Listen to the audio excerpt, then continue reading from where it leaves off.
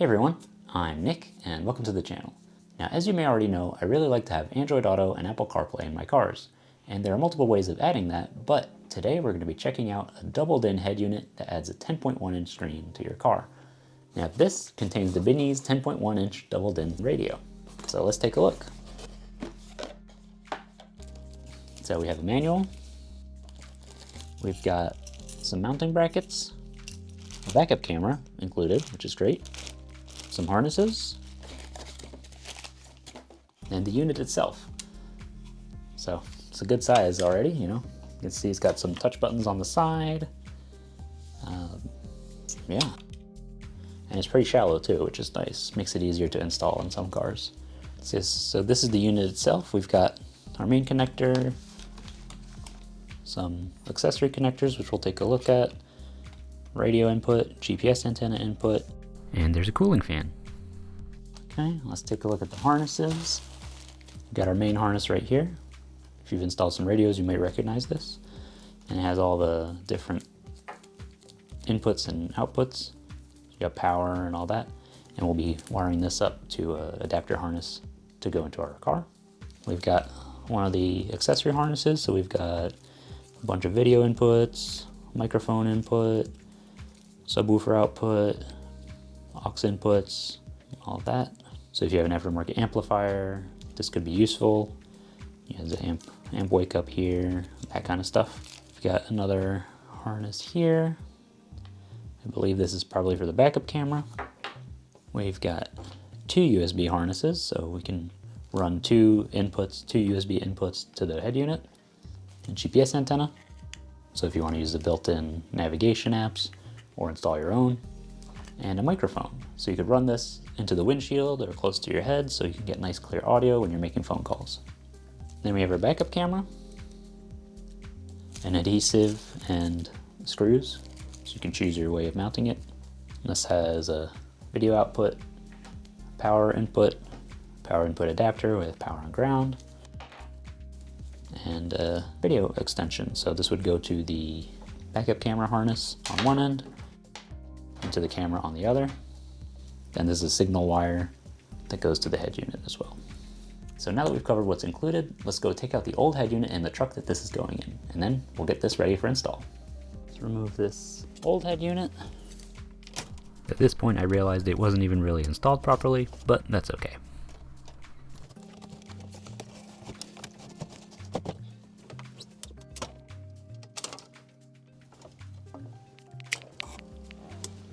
So right here I have my adapter harness. This one will be a different style depending on what car you're putting this in. This is going into a 2004 F250, so that's what it looks like. And you can see here we've got the gray and black, white and black, green and black, and purple and black. These are our four corners, so front, left, front, right, rear, left, rear, right. Let me tell you which one's which. Our front left is white, front right is gray, rear left is green, and rear right is purple. They're all labeled here, and they're actually labeled on this harness as well in text on the wires. So essentially what we're doing here is matching these colors to the same colors on the harness. So it's pretty straightforward. What I'm using is, I've got this vice grip wire stripper, so I can just quickly strip the wires. And then our other wires that aren't speakers are orange, red, black, and yellow. And on this side they're battery plus, so constant 12 volt in yellow, switch 12 volt in red, illumination for the headlights in orange, and black is ground. Now I'm going to be using butt connectors. You can use crimpers like this, but I like these ratcheting crimpers. They work quite well. I'm going to twist these, slide them in. They'll go in only so far. And then crimp. Now I'll be able to put in the other side here from the other harness, but I'm going to first do all these and then work my way through. When you're joining wires together like this, I recommend starting on the thinner wire just in case there are issues with the connector grabbing the wire. If it falls out and the other side is already secured, you'll need to cut it to use a new butt connector, and that will shorten the wire.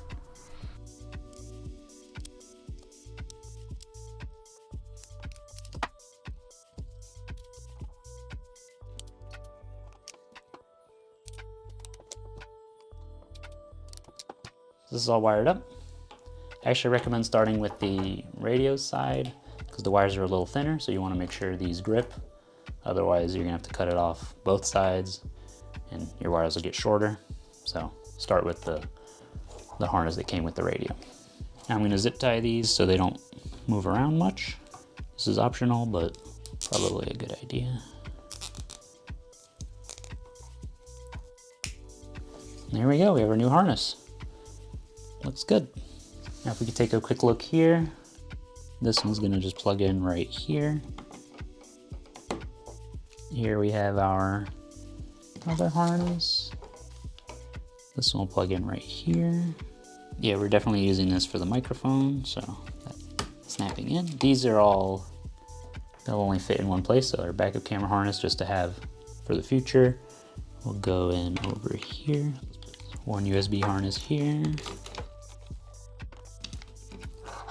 Right here. The other one right here. Backup camera harness right here.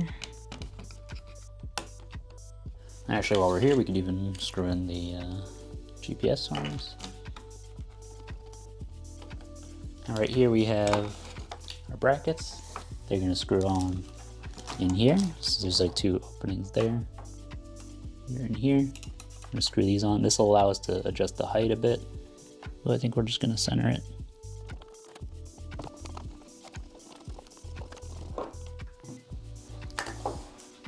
Okay, now we're going to make our connections here. This is going to have to go in there. Got our one of our USB cables here. This is running here by the previous owner.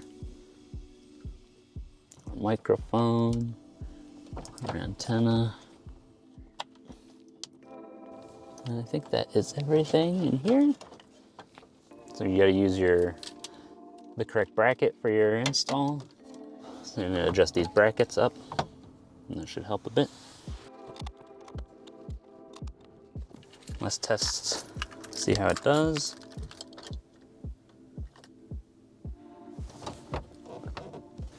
All right, that works. Let's see if we have a radio.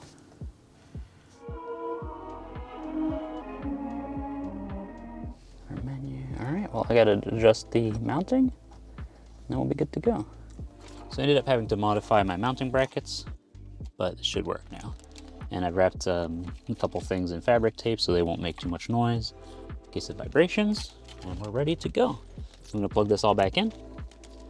Make sure all this goes in the right spot. I plan on improving my mounting solution for this F250 because the Metra dash kit I used is designed for regular doubled-in units rather than floating screens. So you have a 3-year warranty included, as you can see here. By Il Fundamento, led by Paul. All right, so the radio works. That means the speakers work. Okay, let's take a quick tour. Let's go to a quick overview of the apps. We've got some apps included like Chrome. We got music, video player, Bluetooth for phone calls, Bluetooth music, settings, a file manager. Ooh, it's windy. The Play Store, a Maps app, car settings, car info, DSP, which we'll go into, theme, GPS test and fan. All right, there is a fan built into the back, so see, there's probably, yeah, just some basic settings. That's good. Support and Z-Link. Let's start with our settings page. Pretty standard Android settings because it's running Android natively. And then car settings is more specific to the head unit functions. So radio region, we are in the US, so we're going to change that. Got display settings, you can adjust the brightness, sound settings, and some device info. We got 2 gigs of RAM, 32 gigs of storage, which should be plenty. And let's see, let's go to DSP. We have a nice graphic EQ. Balance, actually, I'll test that in a little bit. And Z-Link is the one that I'm most interested in. And that is going to allow us to do wireless Android Auto and Apple CarPlay. Going settings here, driver position left. We're in a left-hand drive car, so or truck, so that'll be good. Bluetooth name, There's the name of the device here, is BINIZE.com right now. I'm going to connect on my phone. There it is. We'll pair it. It's connecting. And Android Auto is loaded. Nice, that looks good. Let's go to the main menu here. Pretty responsive. Let me get a song in here.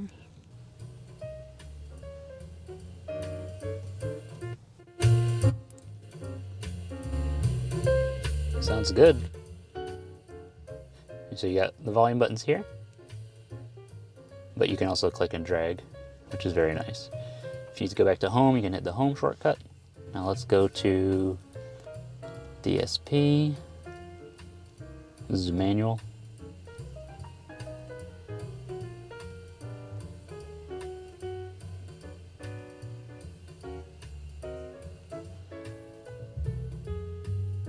Loudness adds a good amount of bass. Oh, these sound really good in this truck. Subwoofer if you use one.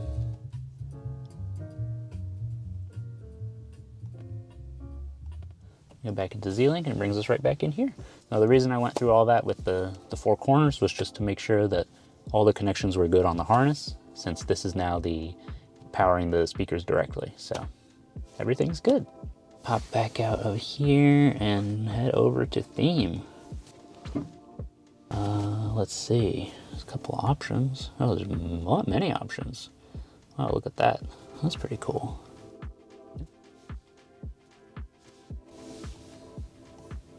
And the icons change too.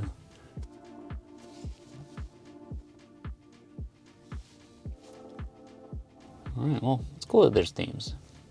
All right, now let's do a connection to Apple CarPlay. It's the same thing, connect via Bluetooth. And we're in. Nice. All right, that looks really good. So you'd have all your compatible apps from your iPhone in CarPlay, and the same thing in Android Auto. All your compatible apps will show up, and that's really good. And here, this car shortcut is a way to get back into the main menu. So, cool. You can also connect the unit to the internet via Wi-Fi, which can be useful to download apps. Yeah, and there's even instructions built in. One last thing I want to mention is the factory settings menu, which is where you can find more advanced options and settings, and is also where you can find the option to change the boot logo. The password to get in is 000000. So that's the BINIZE 10.1-inch doubled-in head unit. It's a great way to add a big screen with wireless Android Auto and wireless Apple CarPlay in a permanent way to your car. I want to say a big thank you to BINIZE for sending this to me to review.